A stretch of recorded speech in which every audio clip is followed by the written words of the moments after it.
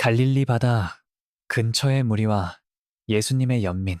예수님은 세례 요한의 죽음 소식을 들으시고 마음이 아프셨어요. 그분은 잠시 홀로 기도하며 아버지와 교제하기 위해 제자들과 함께 배를 타고 갈릴리 바다 근처의 한적한 곳으로 떠나셨어요. 마태복음 14장 13절. 그러나 무리들은 예수님의 행적을 듣고 여러 마을에서 나와 그분을 따라왔어요. 어떤 이들은 병든 가족을 돗자리에 실어 먼 길을 걸어왔고, 어떤 이들은 예수님의 가르침을 듣기 위해 아이들을 데리고 나왔죠. 마태복음 14장 14절. 그들은 갈릴리 바다를 따라 언덕을 넘어 예수님이 계신 곳에 도착했고, 그 숫자는 점점 불어났어요. 예수님은 배에서 내려 그들을 보시고, 목자 없는 양과 같이 고난받는 무리를 불쌍히 여기셨어요. 마가복음 6장 34절. 그분은 피곤하셨지만 그들을 외면하지 않으시고 하루 종일 그들에게 하나님의 나라를 가르치시며 병든 자들을 고쳐주셨어요. 누가복음 9장 11절.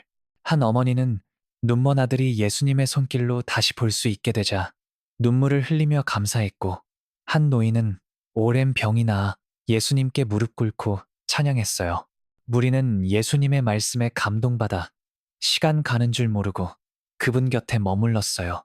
예수님의 연민은 단순한 동정이 아니라 그들의 영적, 육체적 필요를 모두 채우려는 깊은 사랑에서 비롯된 것이었죠. 소년의 헌신과 제자들의 걱정. 날이 저물자 무리는 여전히 예수님 곁에 머물렀어요.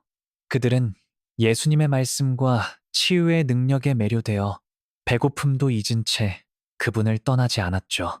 제자들은 배고픔에 지친 무리를 보고 걱정이 되었어요. 그들은 예수님께 다가가 여기가 한적한 곳이니 날도 저물었사오니 무리를 보내어 마을로 가서 먹을 것을 사게 하소서라고 제안했어요. 마태복음 14장 15절. 제자들은 무리가 많고 남자만 5천 명, 여자와 아이들까지 포함하면 더 많았음. 그곳에 식량이 부족하다는 현실적인 문제를 염려했어요. 요한복음 6장 5절에서 7절. 빌립은 200데나리온의 빵을 사도 이 사람들에게 충분하지 않겠습니다라며 난감해했고, 안드레는 군중 속에서 한 소년을 발견했어요. 요한복음 6장 7절에서 9절. 이 소년은 어머니가 싸준 보리떡 5개와 물고기 2마리를 작은 바구니에 담아 가지고 있었죠. 소년은 예수님을 보기 위해 먼 길을 걸어왔고, 그날 아침 어머니가 이 빵과 물고기를 잘 먹어라며 정성껏 준비해 준 것이었어요. 안드레는 소년을 데리고 예수님께 나아가 여기 한 소년이 보리떡 5개와 물고기 2마리를 가지고 있습니다. 그러나 이것이 이 많은 사람에게 무엇이겠습니까? 라며 한숨을 쉬었어요. 요한복음 6장 9절. 소년은 제자들에게 자신의 바구니를 내밀며 예수님께 드리고 싶습니다 라고 말했고, 그의 눈은 순수한 믿음으로 빛났어요.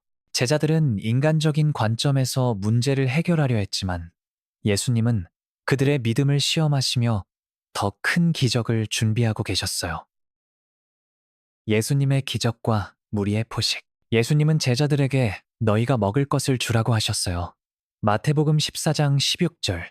제자들은 당황했지만 예수님은 그들을 믿음으로 이끄셨어요. 그분은 무리를 잔디 위에 앉히라고 하셨고, 제자들은 무리를 50명, 100명씩 무리지어 앉혔어요. 마가복음 6장 39절에서 40절. 무리는 예수님의 지시에 순종하며 잔디 위에 앉았고, 아이들은 부모 곁에서 기대에 찬 눈빛으로 예수님을 바라봤어요. 예수님은 소년이 가져온 보리떡 5개와 물고기 2마리를 손에 들고 하늘을 우러러 감사 기도를 드리셨어요. 하늘에 계신 아버지, 이 작은 것을 축복하사 이 무리의 필요를 채우소서 라며 기도하신 후 떡을 떼어 제자들에게 나누어 주라고 하셨어요. 마태복음 14장 19절. 제자들은 떡과 물고기를 나누어 주기 시작했는데 놀랍게도 그들의 손에서 음식이 줄어들지 않고 계속 나왔어요. 한 제자가 바구니에서 떡을 꺼낼 때마다 더 많은 떡이 생겨났고 물고기도 마찬가지였죠. 모든 사람이 배불리 먹었고 남은 조각을 모으니 12바구니가 가득 찼어요. 마태복음 14장 20절에서 21절. 남자만 5천 명이 먹었고 여자와 아이들까지 포함하면 훨씬 더 많은 이들이 포식했죠. 한 아이는 엄마, 이렇게 맛있는 빵은 처음 먹어봐요. 라며 웃었고, 한 노인은 이분이야말로 하나님께서 보내신 분이시다. 라며 눈물을 흘렸어요. 무리는 이 기적을 보고 참으로 세상에 오실 그 선지자시다. 라며 예수님을 찬양했어요. 요한복음 6장 14절.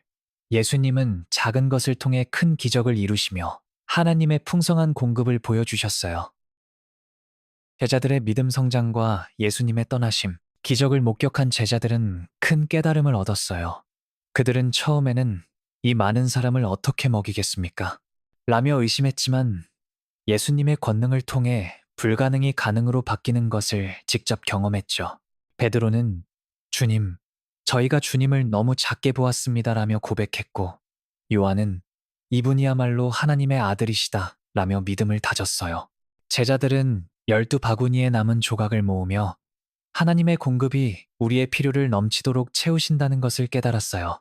한편 무리는 기적을 보고 감동과 경의로 가득 찼어요. 그들은 이분이야말로 세상에 오실 그 선지자시다 라며 예수님을 찬양했고, 어떤 이들은 그분을 왕으로 삼으려 했어요. 요한복음 6장 14절에서 15절. 그러나 예수님은 그들의 의도를 아시고 홀로 기도하시기 위해 산으로 떠나셨어요. 마태복음 14장 23절.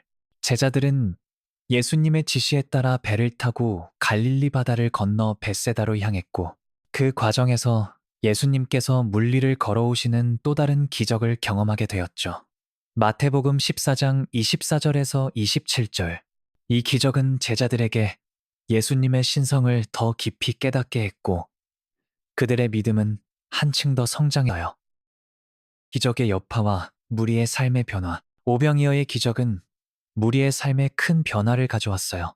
그들은 집으로 돌아가며 마을 사람들에게 예수님께서 보리떡 5개와 물고기 2마리로 5,000명을 먹이셨다고 전했어요.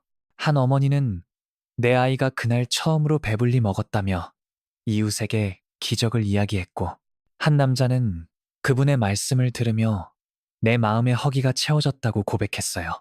이 소식은 갈릴리 전역으로 퍼졌고 더 많은 이들이 예수님을 찾아오게 되었죠. 기적을 경험한 사람들은 단순히 배고픔이 채워진 것을 넘어 예수님을 통해 하나님의 사랑과 권능을 체험했어요. 어떤 이들은 예수님의 가르침을 따라 이웃과 나누는 삶을 실천하기 시작했고, 어떤 이들은 병든 자를 예수님께 데려가기 위해 먼 길을 떠났어요. 이 기적은 그들에게 하나님께서 우리의 필요를 아시고 풍성히 채우신다는 믿음을 심어주었고, 그 믿음은 그들의 삶을 변화시켰어요.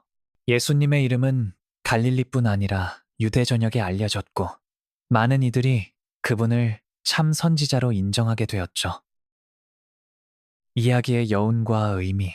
오병이어의 기적은 단순히 배고픈 무리를 먹인 사건이 아니에요. 이는 예수님의 권능과 연민, 그리고 하나님의 풍성한 공급을 보여주는 상징적인 사건입니다.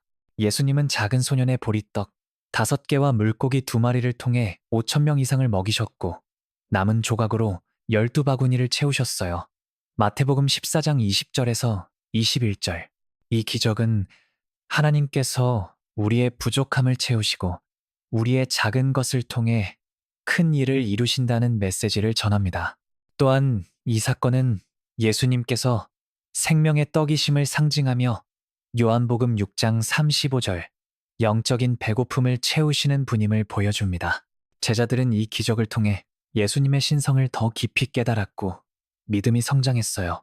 무리는 예수님을 통해 하나님의 사랑을 경험했고, 이 이야기는 오늘날까지 하나님께 의지하는 자에게 풍성함이 임한다는 교훈을 전합니다. 이 기적은 이후 예수님께서 제자들과 함께 최후의 만찬에서 떡을 떼시며 이것은 너희를 위하여 주는 내 몸이니 라고 하신 사건과도 연결되며, 마태복음 26장 26절 예수님께서 우리의 영원한 양식이 되심을 예고합니다.